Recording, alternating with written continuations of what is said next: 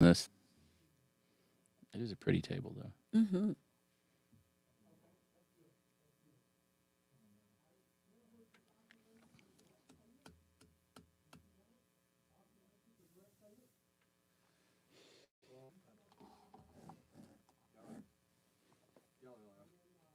We're live now? Oh. Oh, my word. Thanks, Trent. And we're live. Welcome to Table Talk. This is Jonathan Harmon with the J. Harmon Home Team, powered by Keller Williams. And happy Tuesday to you. Sorry I missed last week. Getting caught up after finally having a honeymoon. Got married in October, and we took a little trip. It's just a little 4-day trip to the Abaco Islands, to the Abacos. It's like a state in the Bahamas. Oh. Little 1,000-person town called Hope Town. It was amazing. It was quiet. We traveled everywhere by golf cart and boat, and it was wonderful. It's nice to unplug sometimes. And I was completely unplugged. There was one cell phone tower on the island, and it didn't work on my phone. It was awesome. That's the best. It takes a little while to get used to that, but once you do, it was uncomfortable for about a day. Yeah, and then I was like, well, nothing I can do about it. That's right. That's right. They'll be there in 3 days. It'll be fine. That's so exactly right. I've got Miss Mary Ester Reed, the mayor of the town of Smyrna, a longtime friend. We've known each other for a long time. I'm not going to reveal any ages, but we've known each other. She's known me longer than I've known her. How about that? And our parents worked together.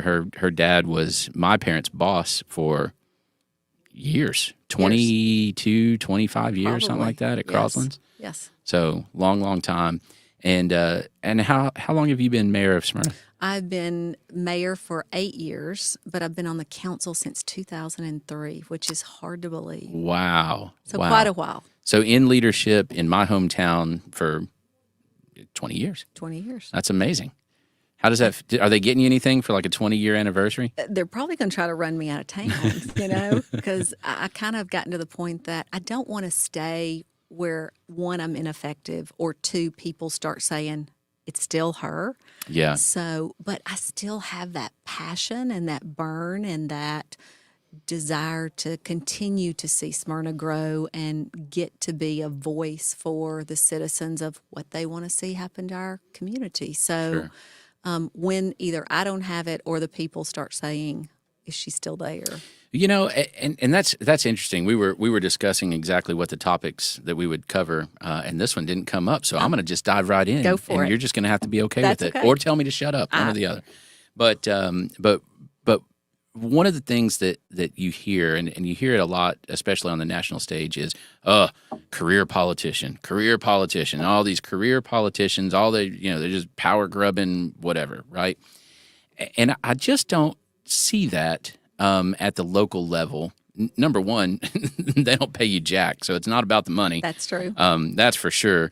But number two, at least knowing you and knowing the council, most of the council members, it is truly about what you just said. It's about a passion, a love for the town of Smyrna, and a willingness to raise your hand and say, I will help make this town better in this way. Right. So you're exactly right. It is part-time pay for a full-time job. At least full-time job. Right. But if you're doing it correctly. Mm-hmm. There's 2 meetings a month. Each one of us serve on an additional committee. The mayor's role is a lot about getting outside of the city limits of the town of Smyrna. Mm-hmm. So I serve on multiple boards in Nashville that I'm usually in Nashville 2 to 3 additional times a month. And then I'm on committees in addition to those from those larger boards. So it is absolutely a calling and a passion. But one of the things you have to make sure that you're doing is that it's not about you. It's not about what you want. Mm-hmm. It's about what is best for the citizens and what they're telling you they want to see. And so that means there's a lot of getting out in the community, talking to the citizens, asking questions, shutting up and listening. That's exactly right. And you're not only representing the people that vote or the people that voted for you. You're representing everybody. That's right. That's right. And I kind of see, especially on some of these other boards and the other things that you do, you're like Smyrna's head cheerleader, right? Like you go out and you're like, yay, rah, Smyrna, why wouldn't you relocate here? Why wouldn't you bring your corporate headquarters here? Why wouldn't you put a facility here? Why wouldn't you fill in the blank in the town of Smyrna? Like, that just doesn't make sense. Our town is great, and you do that all the time. Absolutely. I had great teachers. Both of my parents, even though Daddy is from Old Jefferson, he came to Smyrna at a young age, and Mama's from Eagleville, but we are all very passionate about the place that we live. And, as mayor, one of the things I want to do, kids may go off to go to school, but I want them to come back. I want them to come back to Smyrna, to want to raise their family and want their grandchildren to be there. And I want them to be proud of the community in which they live. Well, and you guys are doing it between you and Mark and several of the other folks on town council. Let's do this. All right, 8 years as the mayor. Give me your top 5 accomplishments for the town of Smyrna. Not necessarily Mary Ester's top 5, but the town of Smyrna in the last 8 years. Top 5 things. Does it have to be the last? Does it have to be last 8 or I'll the give you 9. biggest game changers? There you go. Okay, hospital. Because the hospital Is it 10 really, years? No, it's a lot longer than that. He was born there. My son is in studio, by the way. And it's a lot longer than that, but that's 17, really what pushed Sam Ridley. The that's growth true. of Sam Ridley. Because you had the 2 gas stations, and was the fish house. Oh yeah! Don't forget the fish house. God, I missed the cat. That's right. That's right. So good. So that really pushed. That's true. Sam Ridley Parkway. Jefferson Pike is going to be a game changer. We're still about 18 to 24 months out for Jefferson Pike. And this is widening it from Nissan to all the way to 840. 840. Okay. Mm-hmm. A lot of people don't realize the town's urban growth boundary goes to the racetrack. Does it really? It does. So we go across across 840 and all the way down. Wow, I didn't know that. So you think about getting utilities all the way out to Smyrna Ready Mix, and then we have the pipe going underneath the interstate so that utilities can be run across. Look at what that opens up. So that's a game changer. Obviously, Nissan is, you remember what the town of Smyrna was like prior to? No, it was open for 2 years when we moved here. Really? Mm-hmm. Well, let me give you a little bit, just to give you a visual. The number of students that are at Stewart's Creek and Smyrna High School is about what our population was. So the 2 high schools in town was the entire population of the town. Mm-hmm. That's wild. So, you think about that. That's about 5,000 people, by the way. That's right. Just so That's you know, exactly if you're right. watching and you don't know Smyrna. And so it was just such a different time. But here's the thing I'm excited about. I'm excited that people want to live here. I'm excited that people want to move to the town of Smyrna. It's really interesting. So many times we'll have people that come in that are in a subdivision, and then the subdivision they want to develop next to them, they're like, we don't want that subdivision. Not in my backyard. Not in my backyard. But somebody was saying that about their backyard before that. And so are there growing pains? Absolutely. Sure. But to me, they're great opportunities. How many fire halls are we up to now? We're getting ready to build our 6th. Okay. So, and this time it's not going to be a fire hall. It's going to be a multi-purpose building that we could put a satellite for the police. We also are going to have an open meeting room where if the community needs to come in. Where's that going? And that's going out Jefferson Pike, right at Hickory Grove Road, right in the big curve. Yeah. And so the next one we'll probably have to look at will be out Amaville Road. That's what I was thinking. That's where our next big push, that's kind of like Jefferson Pike, that we're really going to have to work on with the state, because to get to 840? Is that the plan? Mm-hmm. Yeah. Because utilities will also be going out all the way to 840, but it's really a dangerous road, and it's one that really needs to be looked at. And that's where all the growth is going. Right. I mean, you know that. Yeah. But another thing we're really excited about, and this is what I was talking about, working outside of the city limits. I think I know what you're about to say. Road, go ahead. Yeah. The road to Williamson County. Yep. So we have been working with Williamson County, Franklin, Brentwood, Nolensville, Rutherford County, Smyrna. All of the planners have been getting together. it is our last opportunity to have a direct shot to Williamson County, and it'll take you to McEwen.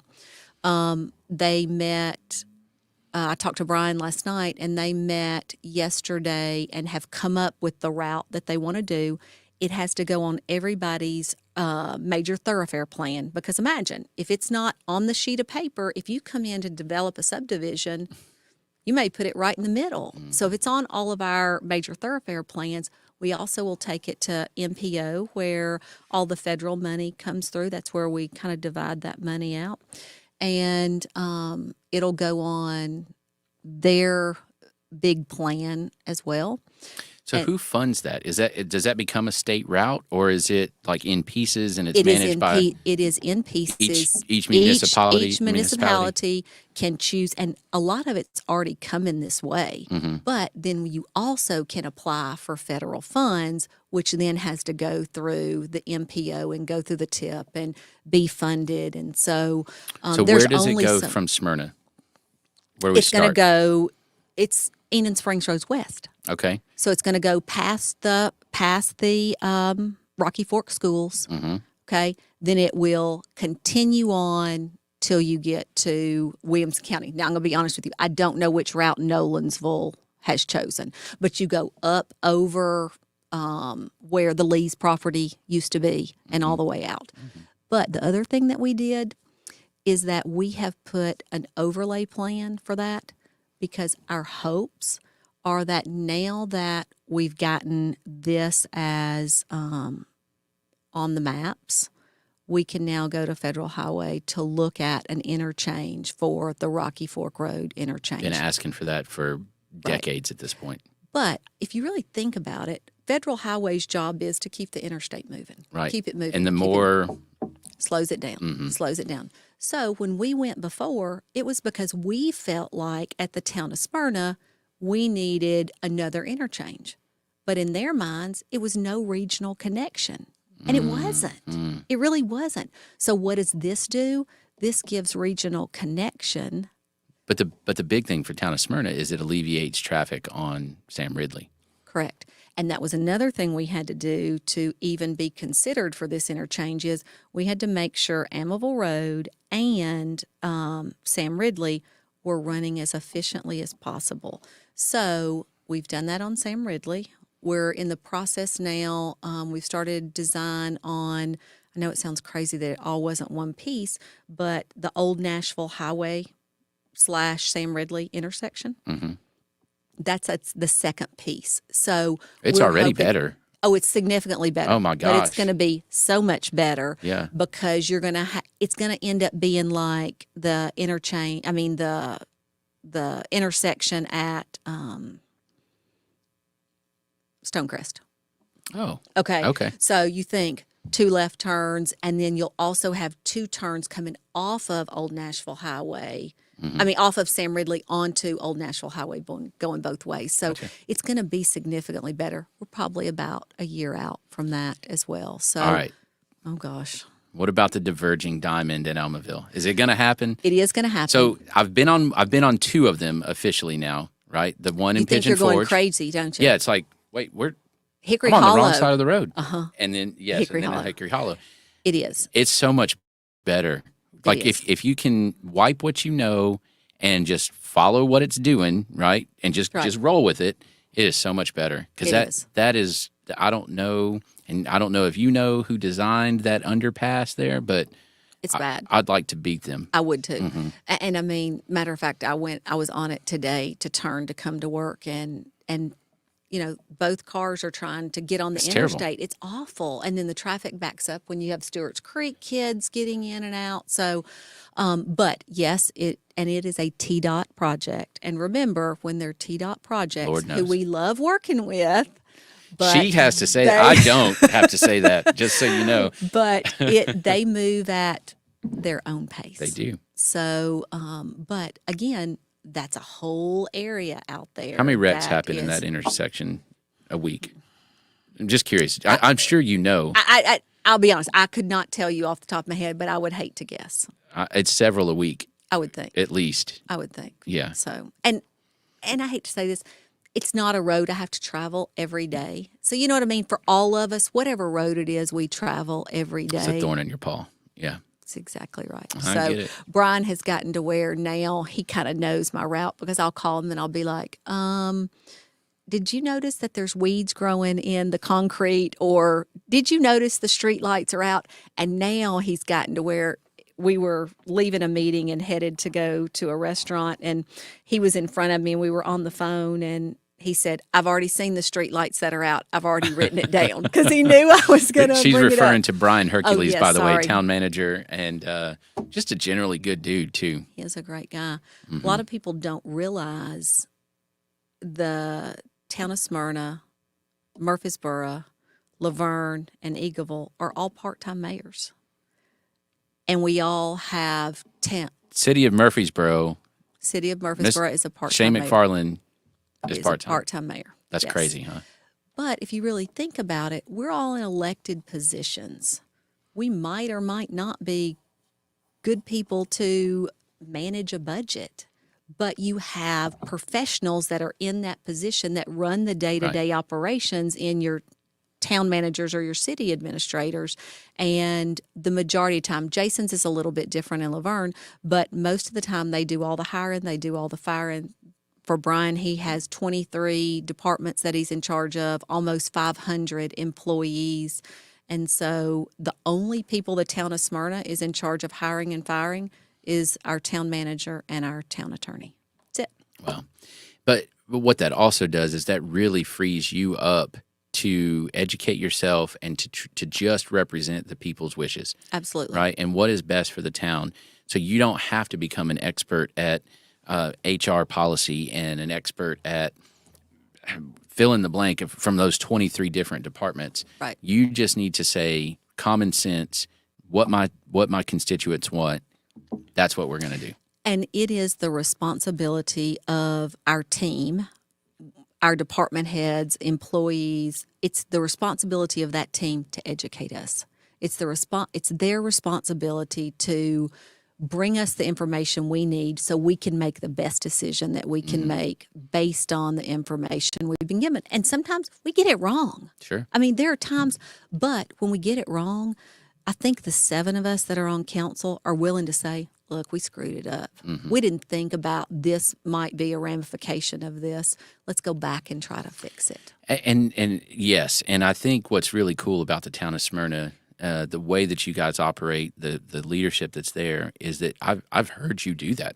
Like I've heard you say that, and it's small enough and dynamic enough with the right people in place where if you need to about face, you're going to. Absolutely. And you can do it. It's not this giant government machine that it takes 10 miles to turn around.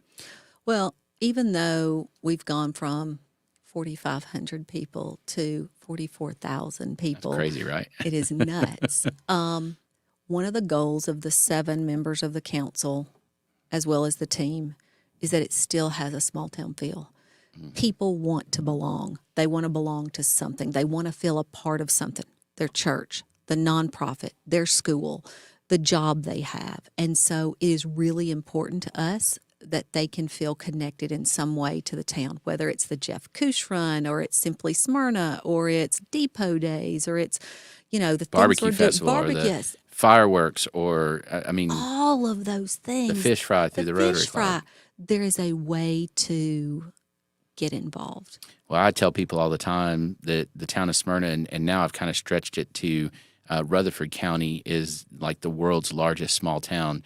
So you better be real careful if you talk bad about somebody to somebody that you don't know, because there's a really, really good chance that they know that person. Absolutely. Really good chance. Absolutely. You will put your foot in your mouth. Absolutely. Yes, I would agree. Or that their family, they're married to somebody, or they were married at one point. Right. Yeah, So- exactly. Or their cousin was married.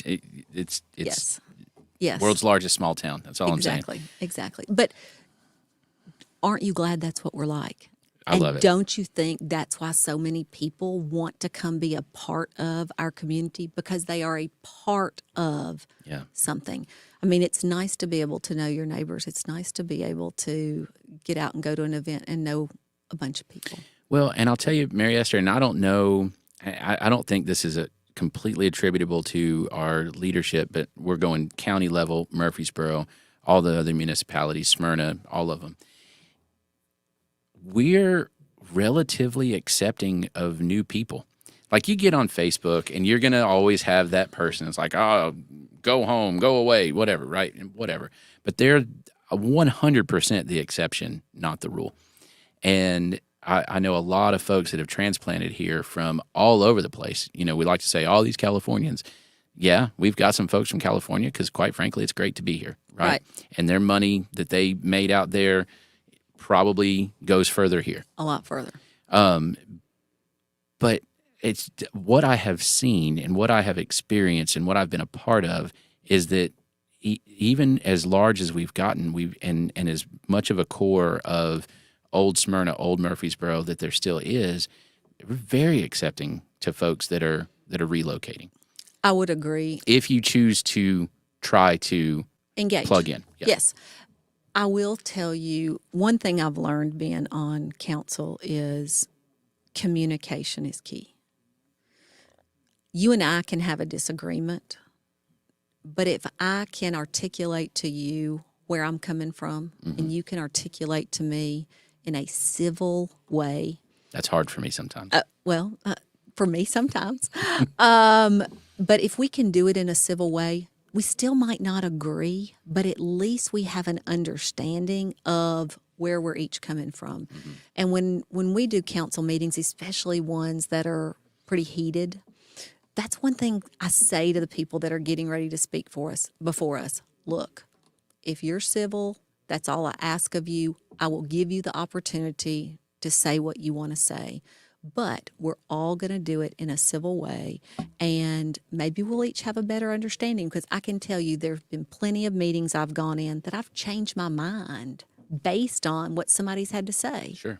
And hopefully that's happened in reverse as well, when they see we're having to look at a big picture. That's exactly it. Is I have what I want to see happen, right? You have what you want to see happen. And then somewhere else there is so what's actually better for the greater good? Because you're one and I'm one out of 44,000, or right. What is the county at now? 300 yes. and yeah, 350,000 or whatever. Can you believe that? That's nuts. Yes, it's nuts. And it's difficult for us to step back out of our own little bubble and go, okay, this does make sense for these 150,000 people as opposed to my group of 20, right? Doesn't mean I like it. Doesn't mean that I go along with it, but it at least makes sense. And we just had that with a project that came before us, that it was a neighborhood that didn't want a project that was honestly a really good project, and we turned it down. Which I think I know which neighborhood it is. I had a member of that neighborhood come and talk to me, and anyway, he was on the minority side. Well, but they're still trying to get something done. And one of the things that I recommended was educate the people in the neighborhood as to what it could be. What's it going to do to their home values? What's in it for me? What's in it for me? What's it going to look like? But also, what could it be if that project can't go, that what it is zoned for, that it could be? Because sometimes be careful what you wish for. You may not get that project, but you may get another project that you wish wasn't there. That's it. So, but I found that in regards to Facebook, in regards to my job, in regards to relationships, communication is key. Even when you don't disagree, you can always be civil. Well, and the one thing that I love, at least y'all, the council meetings and all that stuff is still face to face. So in a world where we have been able to be a little more anonymous and a little more separated from the repercussions of the things we say, we can't ever do that. We can't go to phoning in our leadership meetings, because the people are emboldened when they don't have to face the consequences of what they say. Absolutely. And they're emboldened to the point where they probably would, they would never say it in person. Right. And it makes it more difficult, you know? There have been things people have written on Facebook that they would never say to me. Never. Never. probably about you, right? Oh, some Yeah. things, yes, about yeah. me. And it's been interesting when I will approach them and say, I was a little curious about X. Yeah. Tell me where you're coming from on that. And then I'm sure they They shrink do. up. You can and tell they're embarrassed, but that's not the reason I do it. I really genuinely want to know. You felt passionate enough to be this critical. Right. So even if it's not this, where is this coming from? Correct.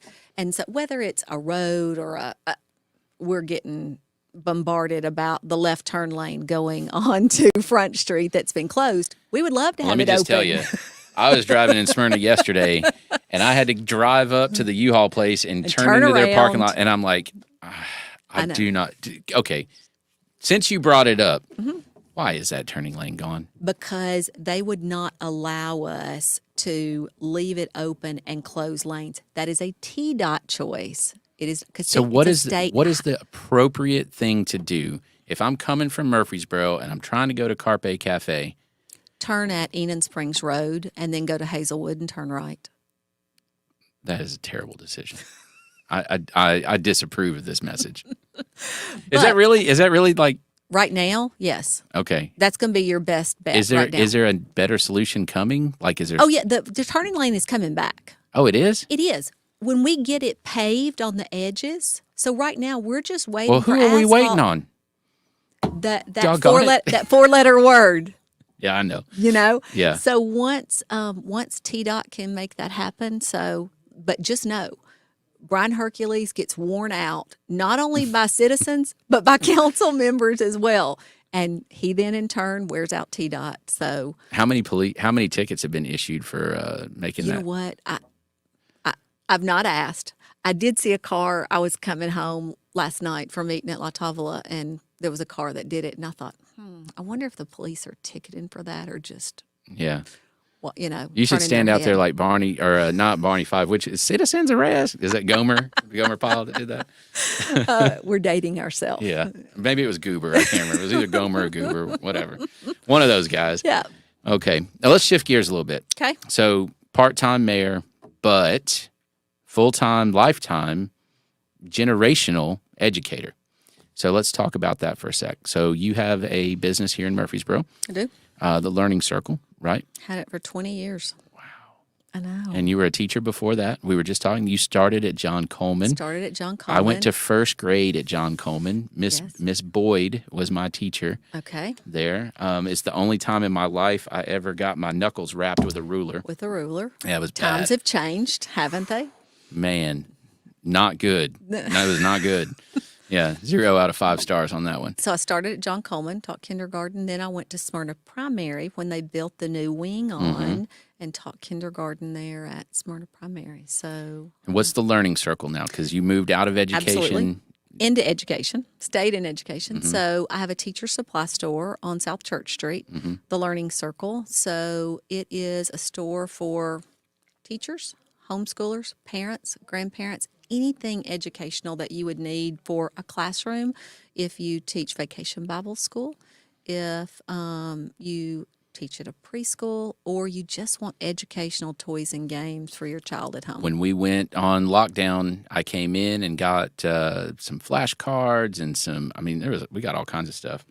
And birthday gifts. A lot of people forget it doesn't just have to be about something that goes on in the classroom. So, I mean, There's some cool stuff in your store. Some fun little Absolutely. toys and educational games and all kinds of right. stuff. And so all sorts of stuff that whether you're doing stuff for your Sunday school class or you're doing stuff with your child at home or your grandchild, lots of things. But I wanted to stay in education. My mom is a former educator, and so I have a real passion for education. So this allowed me to be out of the classroom but continue to work with teachers, which I love.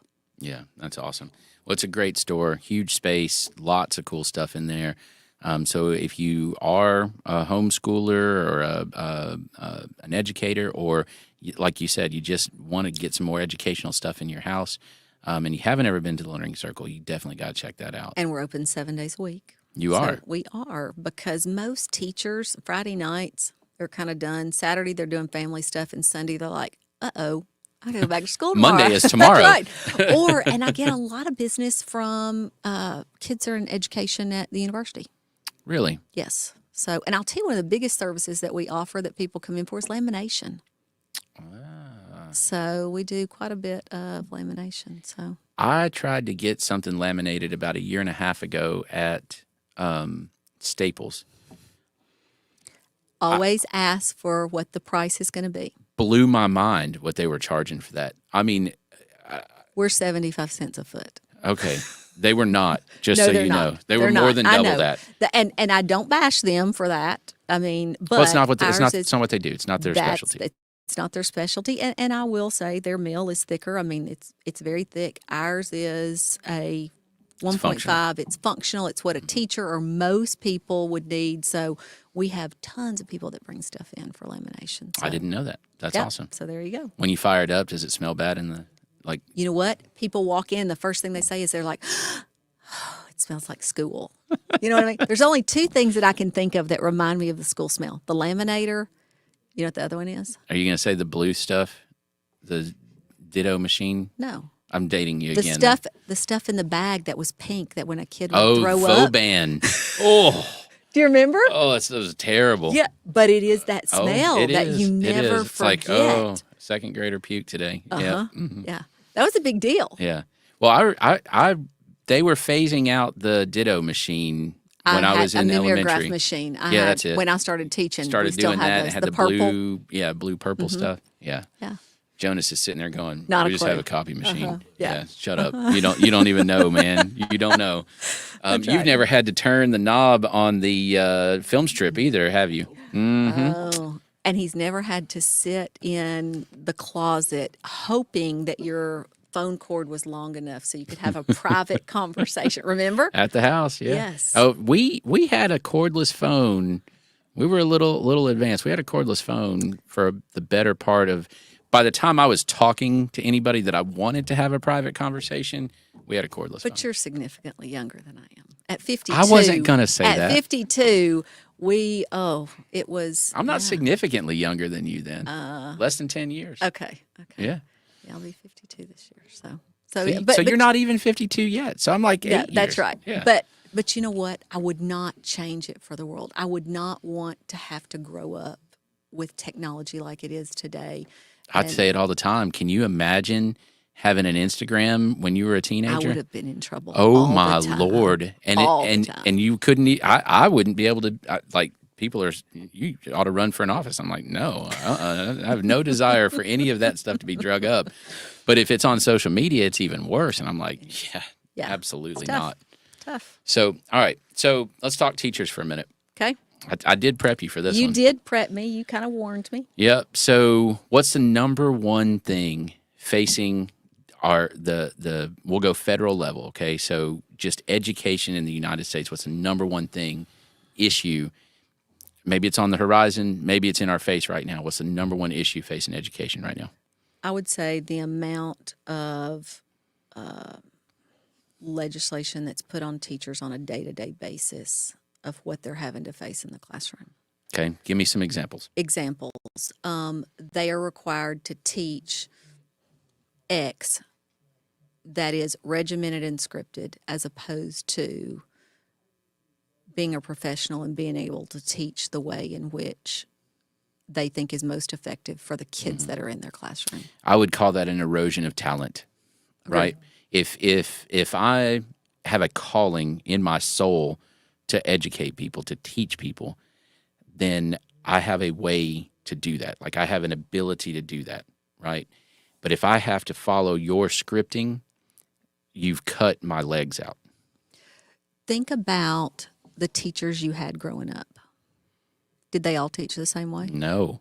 No. And sometimes It was not I didn't effective like for it. you. Right. But there was some kid in that classroom it was. Yeah.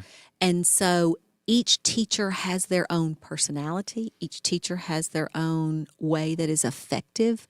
And a really good teacher is going to figure out what makes each kid tick. That's what I was going to say. Can change that. Can teach you this way and can connect with you this way and can connect with me this way.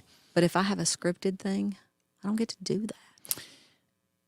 It's a push towards homogenization or homogenization, right? It's a we're going to do everything this way because we think that this is the best way, or maybe not. We think it's the best way, but it's the same way.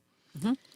And to me, it's a push to fairness, which right. fairness is the biggest lie maybe in the history of the world.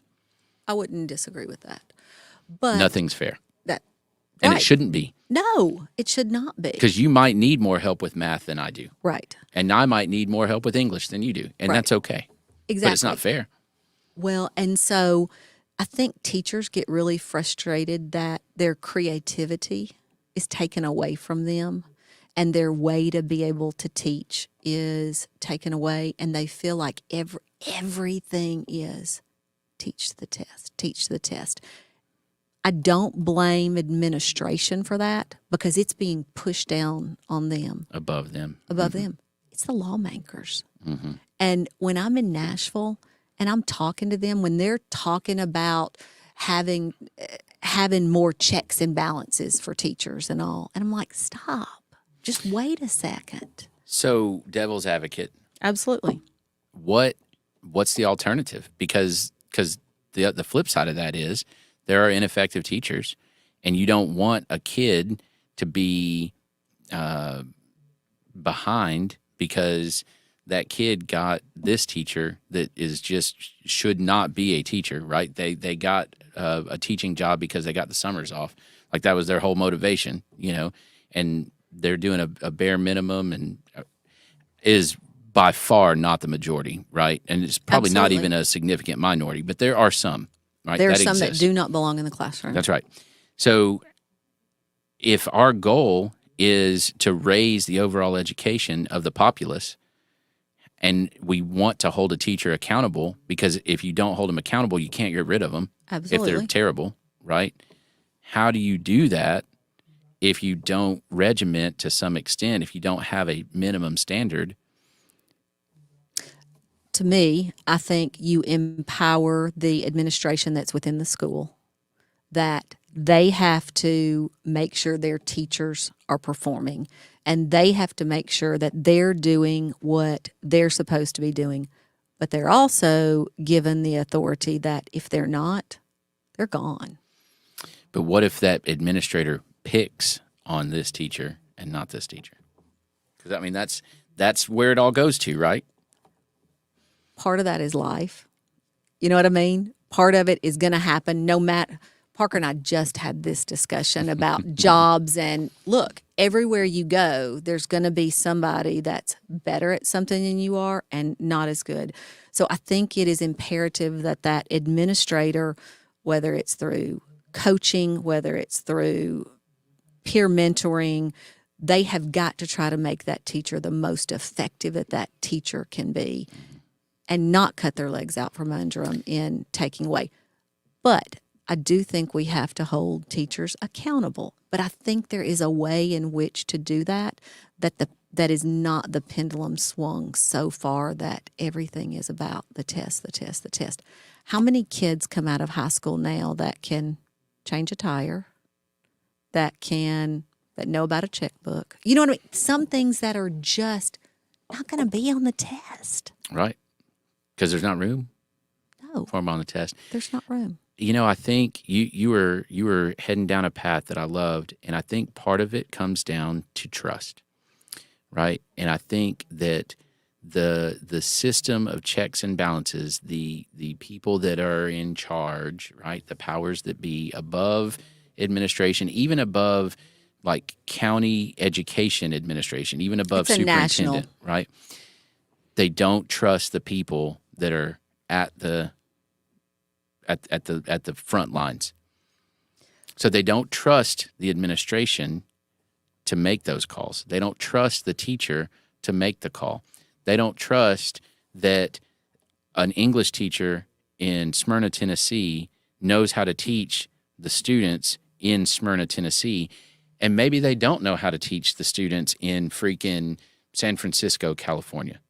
Right? And that's okay, because guess what? They're not in San Francisco, California. They're in Smyrna, Tennessee. But do you not think this is a society thing? That's what I'm saying. I mean, but I'm not just talking about with education. Think about trust in regards to healthcare, public safety, government. And is that all the results of bad players, like bad apples over the years that have eroded that trust? Is that what it is? Or is it just a me first, I know what's best for myself at all times attitude that just permeates our entire culture? Now, we got real deep here, Well, Mary Ester. but also, did it all begin to happen when Facebook came out and social media No, I think came it's way out? before that. But I don't think you could share it on such a Sure. large It level. It didn't have wildfire Right. type. Yeah, I get Because that. before, you didn't question. You didn't question authority. You didn't question your teachers. You didn't question your principal as much. I don't know, because we've been talking about teaching to the test even since I was in high school. Right. You know, I'm talking about as a society in regards to distrust of other people in regards it's to. certainly heightened that. No doubt about that. Yes. Yeah. But I don't know that we'll ever get back to. I don't think we can. I agree. I think there's got to be a solution that involves that societal mindset, because and the problem is, until we address that, until we get to a point where we let teachers teach again, our numbers on a national, global level are going to continue to decline and decline slowly but surely. Not only in regards to the number of people going into education, because I was at MTSU's graduation, and it used to be when they would graduate, almost one whole side and half of another would be people going College into education. And now it's so much smaller. And Because it's exhausting, and they hear all the stories and they're like, why would I want to get in that? right. Parker's girlfriend Taylor is in education. She teaches at John Coleman.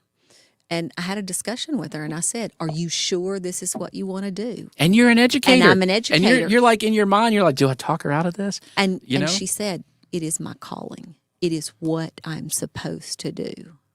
And I said, "Then that's where you need to be." Yeah. But if that's not how you feel about it, I watch teachers come in on a daily basis to the Learning Circle, and they are so frustrated because they feel like they're handcuffed and they can't teach kids. And that's what they want to do. They're there to make a difference with those kids in their classroom, because if all they had to do was teach, that'd be great. But they're having to be the mama, the daddy, the doctor, now the Caseworkers, mental health, all of those things. And, I don't think we give teachers enough credit. So we're almost out of time. Give me a 1 minute solution. The thing you can do as an individual is, one, give the teacher the benefit of the doubt. Find out what you can do to help that teacher, that your child or grandchild. And not just at the elementary level. And not at the elementary level. I'm talking all the way up. And then there's things you can do even if your child or grandchild's not in school. You can go volunteer. You can go find out if kids can't afford to pay their lunch money. You know what I mean? Go make a donation to that. If you haven't ever checked into it, look at the Atlas program as well. Absolutely. That is the stuff right there. Everything does not have to be on a national level. There are things you can do in your own backyard to make a difference. But I will tell you, I have people that come in and buy gift certificates at the Learning Circle to go give to schools on an anonymous basis. It doesn't have to be the Learning Circle.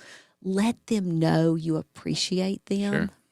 And then stand up. If there are things that you hear on a state or federal or local level that are being voted on in education that aren't right, let your voice be heard. I promise you, you may not think we listen, but we do.